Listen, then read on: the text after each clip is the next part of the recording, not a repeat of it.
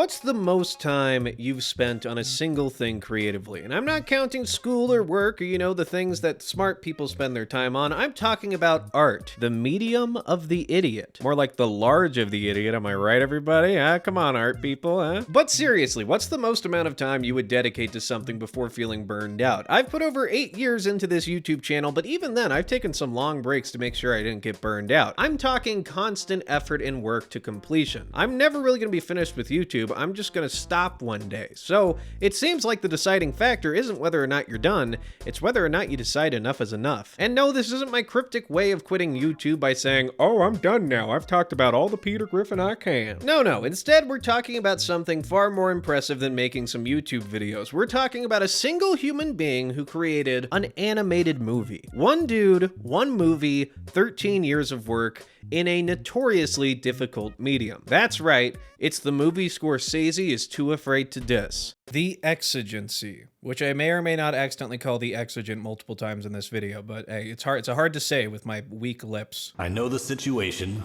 I'm gonna give you my answer. It is no. I will not participate in this war. I see.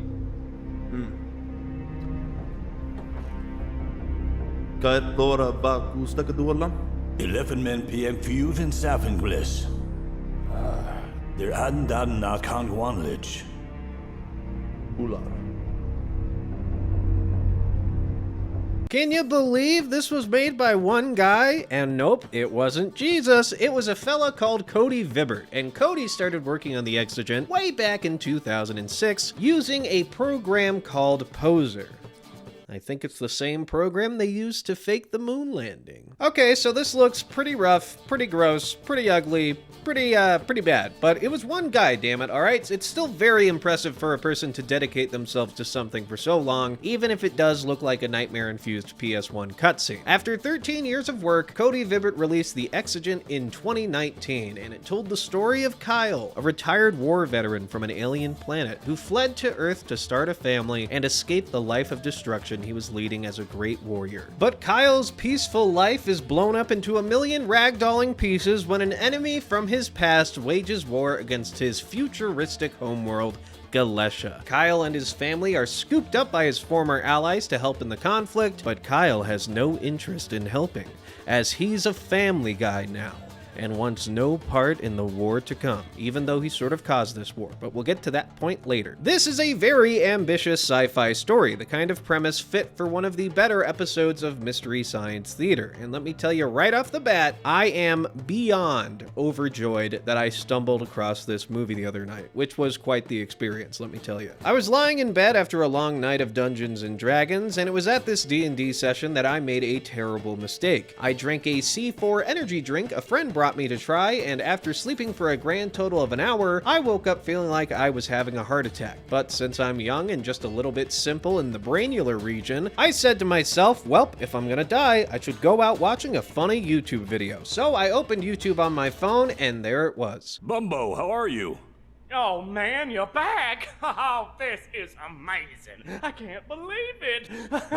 Yeah, me neither. I wasn't fully certain if it was real or not, but I curiously hit play, and if my heart was beating before, it was damn near exploding as I watched the first 20 minutes of this movie. This movie is fucking awesome. It's far from perfect for reasons that are both obvious and expected, but the Exigent won me over despite its ugly and choppy animation, and in some cases it won me over because of it. This is a wildly entertaining movie if you're a fan of dumb action and hilariously bad animation. You have to put up with a lot of comically long shots and scenes of talking at some points, but I assure you, the action sequences make up for the Exigency's many shortcomings. Like, for instance, it's really hard to say name. I don't know what it is. I keep calling it the Exigent on accident, but saying Exigency for some reason with my lips is just difficult. I feel like I'm gonna swallow my teeth. So sorry if I keep calling it the Exigent, but it's easier on my lips. Sit back, relax, and get ready for me to explain to you why you need to watch the Exigency. The Exigency. Fuck it, just move on. Let's start off with the action. Melissa, just wait for me outside.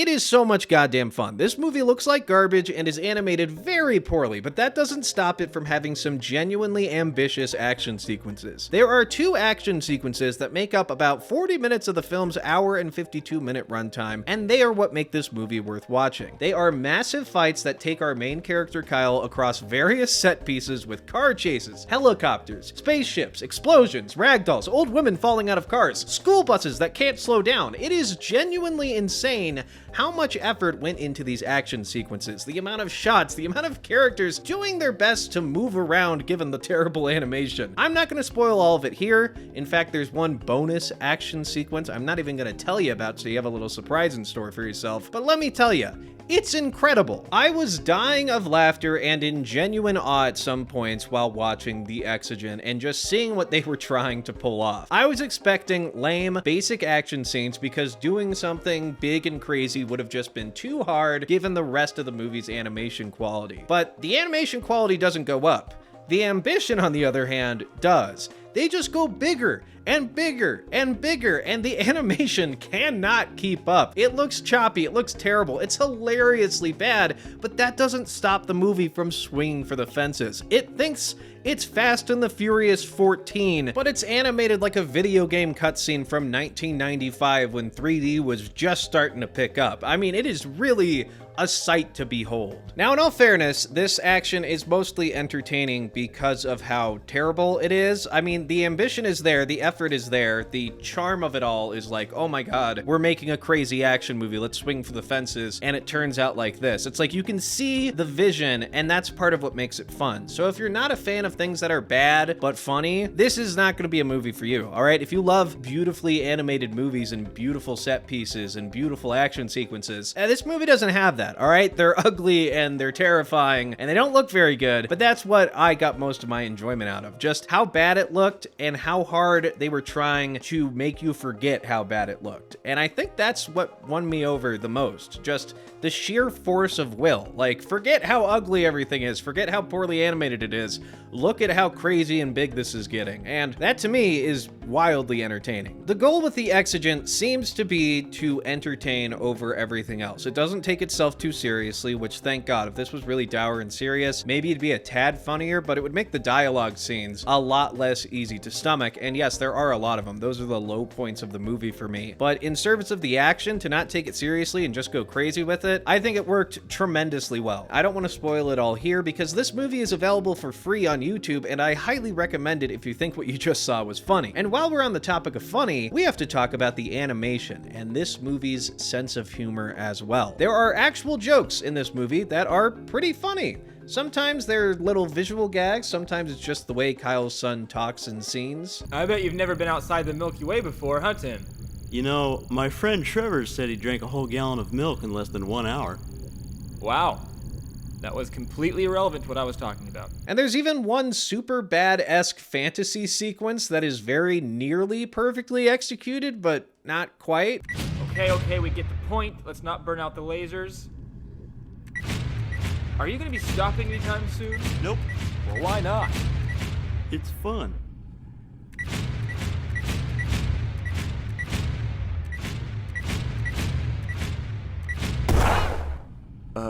Oh, that's a horrible thing.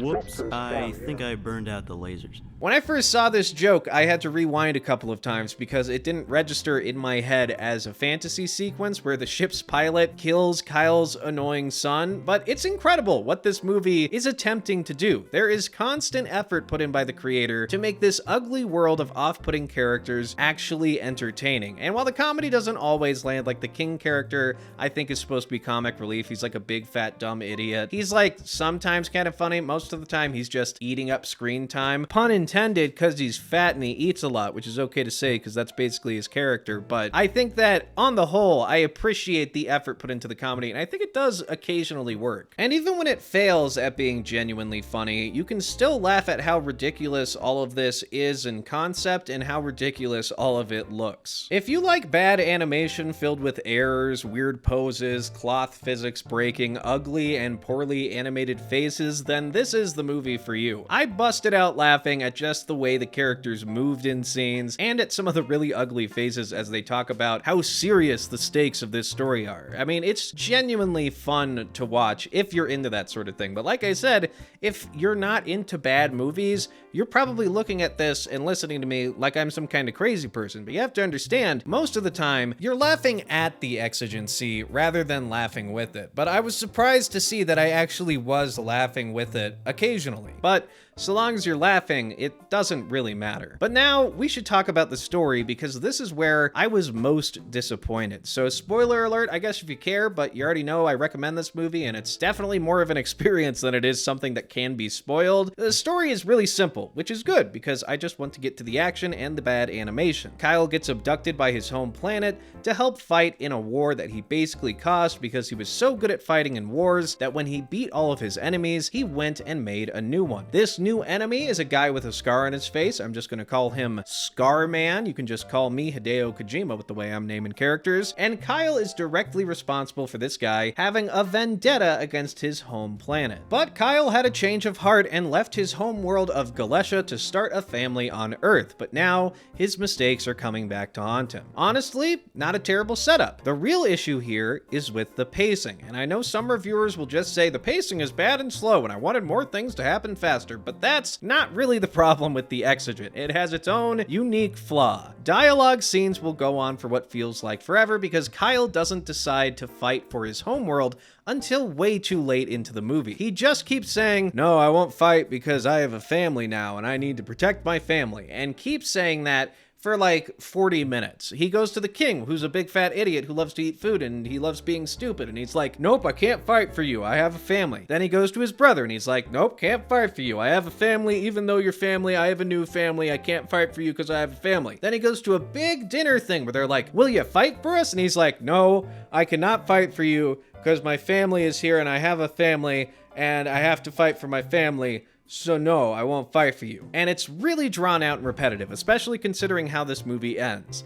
The ending of the Exigent genuinely pissed me off when I first finished it. Why is that? Well, because after waiting around for Kyle to finally fight, his family gets kidnapped by the enemy, which gives him motivation to fight, thank God. So we get an awesome action sequence that goes on for like 20 minutes where there's an alien with Thor's hammer for some reason, and it's fucking great. And then the movie ends with some boring talking about things that were brought up in the story that aren't really resolved. And then we get hit with a to be continued. This movie doesn't have a satisfying resolution where Kyle beats the bad guy and saves his family and home planet. It just ends with him deciding he's going to fight. And the action scene we get for the climax is awesome, all right? Don't get me wrong, it's a lot of fun. But god damn it, this movie is almost 2 hours long. How does it not have an actual ending? I really thought after spending 13 years on a single movie, the creator would have been able to tie it up in a nice bow, but I honestly think he became too attached to the movie and he didn't want to let it go. There are currently 2 sequels in the works for the Exigent, and I am genuinely excited to see what the sequel looks like, especially considering the upgrade in animation quality. But god damn it, this could have been one of the great so bad it's good animated movies of all time. And I think it's still pretty damn good, but it falls short because of the decision to not make it a complete package. If this was a complete package, I think we would have seen a lot more people talking about it. I think it would have been seen as one of the great, so bad it's good animated movies of all time. Like, I really think that that decision hurt the Exigent in the long run, which is a damn shame because there is so much to enjoy about this movie if you like so bad they're good movies. Like, this thing fits in so well. Just that one little mistake. I mean, I guess we're getting more of the Exigent, but how well has that worked out for other franchises of so bad they're good movies like